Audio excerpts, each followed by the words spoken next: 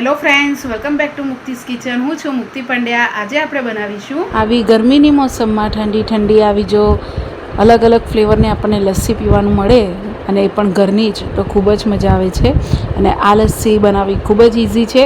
અને અહીંયા હું 3 પ્રકારની ઇન્સ્ટન્ટ લસ્સી બનાવવાની છું, જે ઘરમાં આરામથી બનાવી શકે છે અને તમે બધાને પીવડાવી શકો છો. તો આનો કેવી રીતે બનાવવું એ હું બતાવવાની છું. તો સૌથી પહેલાં અહીંયા તમારે લસ્સી માટેનું દહીં લઈ લેવાનું છે.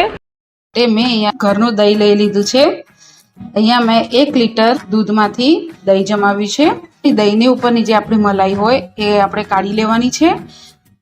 અને દહીં તમારું અહીંયા આવું ઘટ્ટ બનીને રેડી થવું જોઈએ. હવે આપણે સૌથી પહેલાં દહીંને સરસ રીતે આપણે ફેટી લેશું. અહીંયા દહીં આપણું સરસ ફેટીને રેડી થઈ ગયું છે. આવી રીતના કરવાથી તમારું દહીં થોડું સ્મૂથ બની જશે. હવે સૌથી પહેલા આપણે એક આવું નાનું મિક્સર જારનું બાઉલ લઈ લેવાનું. એમાં આપણે 1 થી 1.5 કપ જેવું આપણે દહીં લઈ લેવાનું. આમાં એડ કરીશું 2 ચમચી જેવી સાકર. અહીંયા જો તમારું દહીં ખાટું હોય તો તમે 1 ચમચી વધારે લઈ શકો છો. હવે આપણે રોઝ ફ્લેવર આપવા માટે અહીંયા હું રોઝ સિરપ નાખું છું. 1 થી 2 ચમચી જેવું તમારે એડ કરી દેવાનું.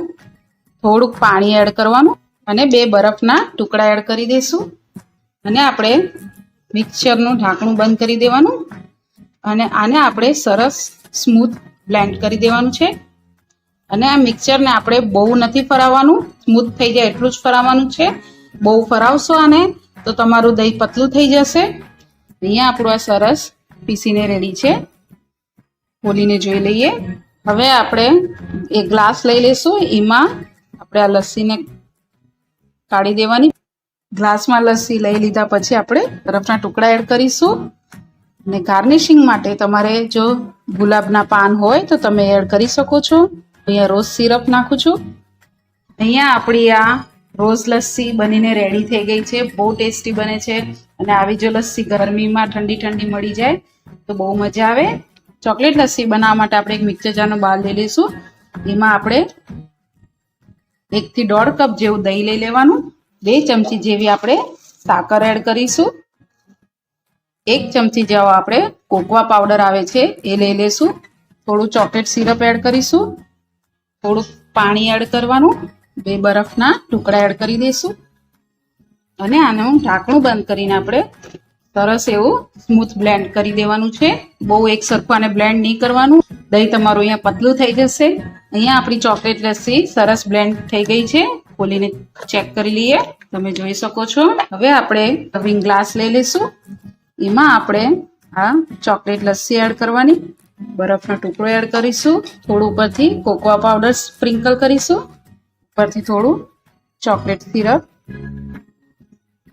એડ કરીશું. જો તમારી પાસે કોકોઆ પાવડર ના હોય તો તમે આમાં ચોકલેટ, કોઈ બી ચોકલેટ તમે દહીંની સાથે એડ કરી શકો છો. આ રીતે તમે ગરમીમાં તમારા ઘરમાં ચોકલેટ લસ્સી બનાવીને આવી ઠંડી ઠંડી લસ્સી બહુ સરસ લાગે છે.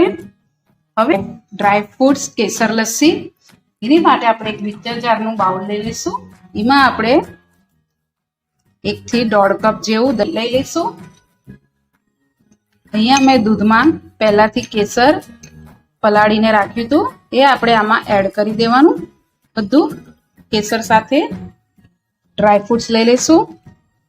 મેં અહીંયા કાજુ બદામ લીધેલા છે. તમે કોઈ બી લઈ શકો છો ડ્રાય ફ્રૂટ્સ. 2 ચમચી જેવું આપણે સાકર એડ કરીશું.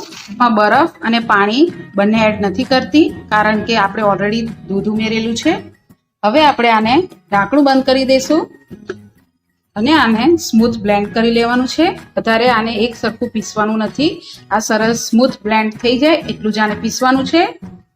જો તમે વધારે પીસશો તો તમારું અહીંયા દહીં એકદમ પતલું બની જશે. આને આપણે સરસ સ્મૂથ બ્લેન્ડ કરી લઈએ. અહીંયા આપણી આ ડ્રાયફ્રૂટ્સ કેસર લસ્સી સ્મૂથ બ્લેન્ડ થયેલી છે. ખોલીને જોઈ લઈએ. તમે જોઈ શકો છો. હવે આપણે આને સર્વિંગ ગ્લાસમાં લઈ લઈએ. અહીંયા આપણે આ ઠંડી ઠંડી ડ્રાયફ્રૂટ્સ કેસર લસ્સી બનીને રેડી છે. હવે આપણે આના ઉપર થોડા ડ્રાયફ્રૂટ્સ એડ કરીશું. તમારે અહીંયા જે બી ડ્રાયફ્રૂટ્સ તમારે લેવા હોય તમે લઈ શકો છો. અને થોડા કેસરના તાર એડ કરી દઈશું. અહીંયા આપણી આ સરસ મજાની ડ્રાયફ્રૂટ્સ કેસર લસ્સી બનીને રેડી છે. બહુ ટેસ્ટી બની છે આ લસ્સી. અને તમે આ રીતે ઘરમાં જરૂરથી 3 ફ્લેવરની લસ્સી બનાવજો તમારા નાના બાળકોને અને તમારા ઘરના બધા સભ્યોને. આવી ગરમીમાં ઠંડી ઠંડી આવી 3 પ્રકારની અને 3 ફ્લેવરની લસ્સી જરૂરથી બનાવીને પીવડાવજો. ટેસ્ટમાં બનીને રેડી થાય છે અને ઇઝી છે બનાવવામાં અને ક્વિક બનીને રેડી થઈ જશે. અને તમારી લસ્સી કઈ ફેવરેટ છે મને કોમેન્ટ્સ બોક્સમાં જરૂરથી જણાવજો. અને તમને જો મારી રેસીપી ગમે તો મારી ચેનલને સબસ્ક્રાઈબ કરજો, બેલ આઇકન પર ક્લિક કરજો. Thank you for watching.